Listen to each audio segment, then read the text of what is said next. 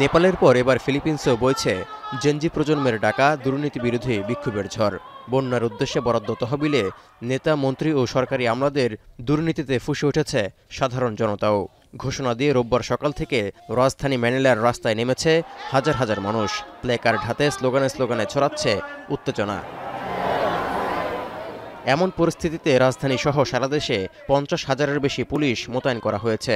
সর্বোচ্চ সতর্ক অবস্থানে রয়েছেন আইন শৃঙ্খলা রক্ষাকারী বাহিনীর সদস্যরা। বন্যা নিয়ন্ত্রণ জালিয়াতির প্রতিবাদে বেশ কয়েকদিন ধরেই চলমান আন্দোলন এখন সরকার বিরোধী বিক্ষোভে রূপ নিয়েছে। কষ্টার্জিত অর্থ থেকে দেয়া করের মাধ্যমে দেশের উন্নয়ন প্রকল্পের নামে দুর্নীতি কিছুতেই মেনে নেওয়া হবে না বলেও জানান বিক্ষোভকারীরা।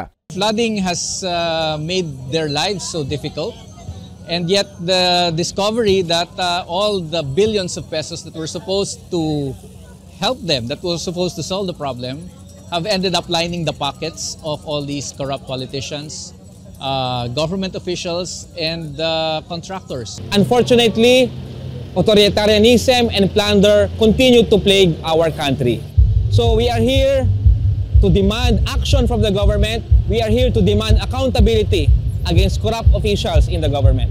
চলতি মাসের শুরুতে একটি নির্মাণ সংস্থা প্রায় 30 জন হাউস সদস্য এবং গণপূর্ত ও মহাসড়ক বিভাগের কর্মকর্তাদের বিরুদ্ধে নগদ অর্থ গ্রহণের অভিযোগ এনেছেন। এরপর দেশটির অর্থ বিভাগ জানায়, বন্যা নিয়ন্ত্রণ প্রকল্পে দুর্নীতির কারণে 2023 সাল থেকে 2025 সাল পর্যন্ত $2 বিলিয়ন সমপরিমাণ ক্ষতি হয়েছে। তবে পরিবেশবাদী সংস্থা গ্রিনপিস তাদের এক প্রতিবেদনে দাবি করেছে, দেশটির জলবায়ু সংক্রান্ত প্রকল্পগুলোতে ক্ষতির পরিমাণ আসলে প্রায় $18 billion.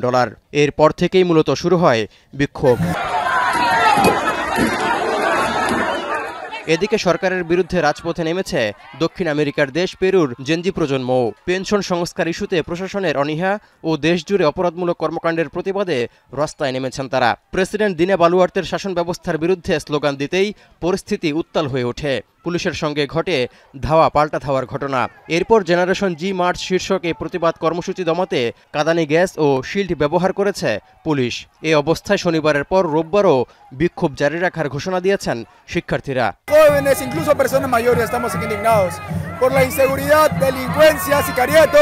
Podemos ver por acá, por favor, una cantidad inmensa de policías, bastantes policías que hacen únicamente para intimidar, para reprimir. বিক্ষোভে উত্তাল নেদারল্যান্ডসও। শনিবার হেগে শহরে অভিবাসন বিরোধী আন্দোলনে নামায় বিক্ষোভকারীদের সঙ্গে পুলিশের ব্যাপক সংঘর্ষের ঘটনা ঘটে। এরপর বিক্ষোভ সমাবেশের নিয়ম ভঙ্গ ও পুলিশের উপর হামলার অভিযোগে আটক করা হয় অন্তত 30 জনকে। পুলিশ সহ অনেকে আহত হওয়ার খবরও পাওয়া গেছে। এমনকি পুলিশের গাড়িতে আগুন ধরিয়ে দিয়েছেন বিক্ষোভকারীরা। এ ধরনের সহিংসতা মেনে নেওয়া হবে না বলে সতর্ক করেছেন প্রধানমন্ত্রী ডিক স্কুফ। তৌহিদুর রহমান, এখন বিশ্ব। বিশ্বের সর্বাধুনিক প্রযুক্তিতে প্রস্তুতকৃত Arik silver wash detergent powder 500 গ্রাম মাত্র 70 টাকা। রিমার্ক।